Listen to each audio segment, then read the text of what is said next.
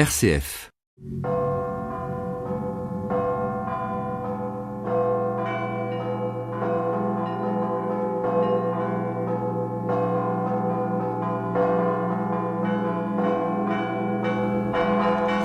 Après avoir présenté la vie de Père Païsios lors des dernières émissions, nous allons aujourd'hui parcourir quelques-uns de ses écrits avec vous, Père Jean-Claude. Quels sont ces écrits ? Bon, le Père Païsios a écrit plusieurs livres, des livres racontant la vie de saints qu'il a connus. Et ce qui va nous occuper aujourd'hui, c'est une série de 6 lettres qu'il a écrites au monial du monastère qu'il avait fondé au nord de la Grèce. Et c'est des lettres qui datent du début des années 70. Là. Je crois que vous allez nous proposer quelques extraits à travers donc quelques thèmes, le monachisme, la prière, le discernement. Voilà ce qu'écrit Père Païsios. Pour ceux, y compris certains clercs, qui considèrent les moines comme des lâches qui fuient le monde pour sauver leur âme, je suis étonné qu'ils ne puissent comprendre la grande mission du moine. Le moine fuit loin du monde, non par haine du monde, mais par amour. Et alors, par sa prière, il aidera davantage le monde en des choses qui, humainement impossibles, ne sont réalisables que par intervention divine. C'est de cette façon que Dieu sauve le monde. Oui, là nous avons typiquement une réflexion d'un moine orthodoxe qui considère que sa présence au monde est la prière pour le salut du monde. Là. Il ne va pas dans un monastère pour faire d'abord son salut ou pour s'éloigner du monde, mais d'abord pour prier pour le monde. Il continue. Certains clercs et laïcs affirment que le moine est un être stérile car il n'a pas d'enfant. Les moines ont une autre mission, un autre genre de vie. Mais je voudrais interroger les parents. Avez-vous aidé vos enfants à s'assurer le paradis ou les avez-vous aidés au seul plan matériel ? Conclusion, le moine qui prend à cœur le salut des âmes est un père plus tendre que tous les pères selon la chair. Et il a plus d'enfants que le père de la famille la plus nombreuse car il considère toutes les créatures de Dieu comme ses enfants et ses frères. Et il prie avec douleur pour que tous les hommes atteignent leur ultime destinée, être près de Dieu. Oui, là je crois qu'il rappelle aux parents qu'ils ont la responsabilité spirituelle de leurs enfants. C'est d'ailleurs pour ça que, en suivant Saint Jean Chrysostome, il est recommandé aux parents, lorsqu'un enfant naît, de ne jamais oublier la prière du matin et la prière du soir devant l'icône de la famille, pour que par osmose l'enfant puisse justement être près de Dieu. Là. Ensuite, Père Païsios donne aussi des conseils aux moines novices. Et toujours de bonnes pensées sur tous. Car si les autres, eux, jugent le prochain, peut-être n'ont-ils que ce seul péché. Et leurs médisances seront pour eux l'occasion de s'humilier, de pleurer devant Dieu et de s'unir à lui. Alors que nous, mon frère, nous avons tant d'autres péchés. Et cette matière nous suffit pour pleurer. Et il poursuit, toujours novice. Naturellement, il arrivera que certains jours, en raison de la fatigue ou de la maladie, nous ne puissions accomplir tous nos devoirs monastiques comme il le faudrait. Il est mauvais que de tout laisser tomber, car l'ennemi prend du terrain et domine notre cœur. Nous devons, en ces cas, accomplir quand même quelque chose en cellule, ne serait-ce que le minimum, tels de bons soldats qui, quand ils ne peuvent passer à l'offensive, tirent quelques balles à l'abri de leur retranchement, et l'ennemi n'ose s'approcher. On retrouve le Père Païsios dans des considérations très pratiques. N'oublions pas qu'il avait été militaire et que donc il prend un exemple, hein, que lorsque l'ennemi n'attaque pas, il faut quand même tirer un peu en l'air pour que les démons viennent pas autour de nous. Là. Je crois que c'est très intéressant de voir que le Père Païsios n'impose pas des règles. Il dit si on n'arrive pas, si on est fatigué, il faut continuer, ne serait-ce que le minimum. Là. Notre Père spirituel nous a donné une règle de prière, mais on n'arrive pas toujours à s'y tenir. Mais ne soyons pas désespérés, suivons ce conseil, disons, faisons un minimum là, et puis demain on ira peut-être mieux et on fera un peu plus. Je crois que là c'est toute la compassion du Père Païsios qui est dans ce texte. Et alors il continue, toujours à propos de la prière. Sois vigilant à l'heure de la prière, mais plus encore avant la prière. Évite les conversations superflues afin de pouvoir ensuite prier sans distraction ni blessure pour l'âme, car les nombreuses paroles créent de nombreux malentendus. Si tu désires parler, le Christ désire avec joie que ses enfants lui parlent. Je crois que là, il est intéressant de noter que le moine est là pour prier pour le salut du monde, mais le Père Païsios, lui, insiste que la prière se prépare tout au long de la journée. Le moine est censé prier toute la journée par la prière de Jésus, on verra ça un peu plus loin, mais de ne pas se laisser aller des conversations et des médisances pendant son obédience, là. Donc d'être toujours attentif, recueilli en lui-même, pour justement, et ça je trouve très beau, qu'il n'y ait pas de distraction et pas de blessure du fait de ces mauvaises paroles-là. Ensuite, Il poursuit. En tant que radiotélégraphistes de l'Église, nous, les moines, nous devons être en contact fréquent avec Dieu et, si possible, pour plus de sûreté, en écoute constante, afin d'avoir à tout instant des forces divines en abondance. L'ennemi, bien sûr, ne se repose jamais et nous attaque de diverses façons.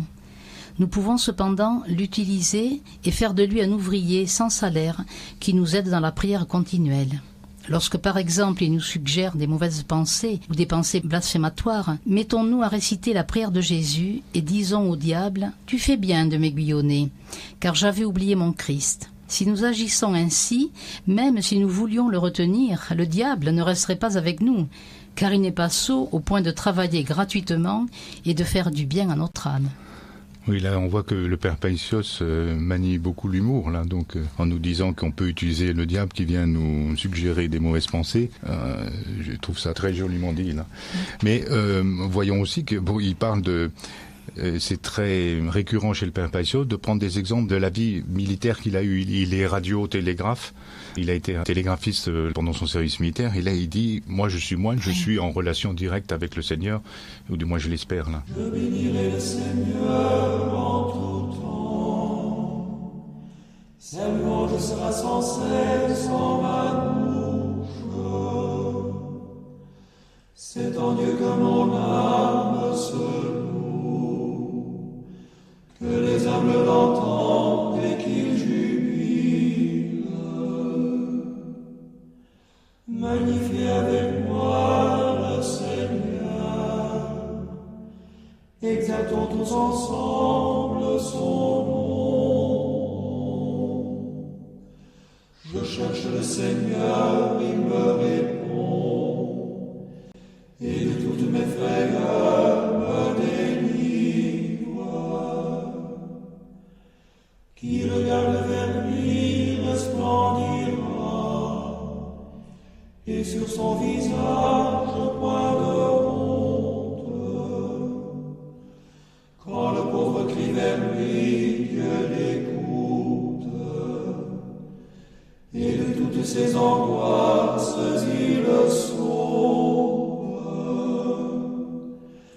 Il campe l'ange du Seigneur autour de ses fidèles qu'il délivre. Goûtez, voyez comme est bon le Seigneur. Bienheureux l'homme qui espère en lui. Nous venons d'écouter par l'ensemble français Gospodi le chant « Je bénirai le Seigneur », le psaume 33. Nous sommes sur RCF Bordeaux, les chemins de l'orthodoxie, et nous parlons des écrits du père Paisios.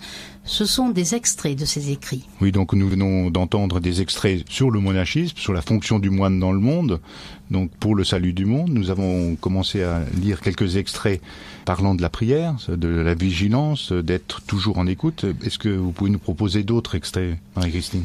Oui, alors un extrait sur la prière, toujours. Si nous voulons vraiment faire un travail approfondi, examinons l'une après l'autre nos passions et les fautes que nous avons remarquées au cours de la journée et implorons humblement la miséricorde de Dieu pour nous racheter. Seigneur Jésus-Christ, Fils de Dieu, aie pitié de moi. En agissant ainsi, les passions se déracinent et la bonne habitude de la prière de Jésus s'installe en nous. La prière de Jésus. Oui, la prière de Jésus, donc c'est la fameuse prière Seigneur Jésus-Christ, Fils de Dieu, aie pitié de moi pécheur, que le moine et ou le fidèle dans le monde répète suivant le conseil de son père spirituel.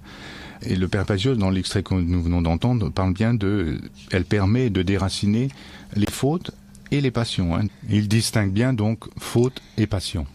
Est-ce qu'on peut encore lire un extrait ? Oui, un autre extrait. À l'heure de la prière, si notre esprit fuit vers les choses impures ou si elles se présentent sans que nous le voulions, ne débattons pas de front avec l'ennemi, car même si tous les avocats se rassemblaient, ils ne pourraient venir à bout d'un seul diablotin en discutant.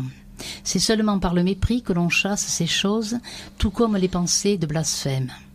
Et là, on a l'enseignement fondamental du père Paisios qui dit « il ne faut pas accueillir les pensées ». pendant la prière, pendant la journée, si on accueille les pensées, notre cœur va devenir un arrêt au gare. Hein. Sinon, si on les laisse voler, ce sera comme ça. Donc c'est vraiment le cœur de l'enseignement du Père Passion, ne pas accueillir les pensées et ne pas discuter avec elles. Parce que sinon, il dit tous les avocats du monde n'arriveront pas à bout d'un petit diablotin. Nous terminons sur la prière. Le travail manuel accompli avec calme et prière est sanctifié et il sanctifie ceux qui utilisent ensuite les objets fabriqués. Au contraire, le travail manuel accompli avec précipitation et nervosité transmet cet état démoniaque aux autres. Le travail précipité, accompagné d'anxiété, est une caractéristique des hommes mondains. Oui, n'oublions pas que le travail essentiel du Père Pacios, c'était de fabriquer des petites croix qui donnaient aux différentes personnes qui venaient le visiter. Là. Donc cette croix était empreinte justement de ce calme et de cette prière. Là. Et pour lui, elles étaient sanctifiées par cela. Nous nous arrêtons là pour aujourd'hui. Nous continuerons de parler des écrits de Père Païsios la fois prochaine avec vous, Père Jean-Claude, en abordant les thèmes des passions, de l'humilité, du repentir. Oui, on aura un grand plaisir à écouter les extraits que vous nous avez préparés. Merci Marie-Christine. Merci Père Jean-Claude.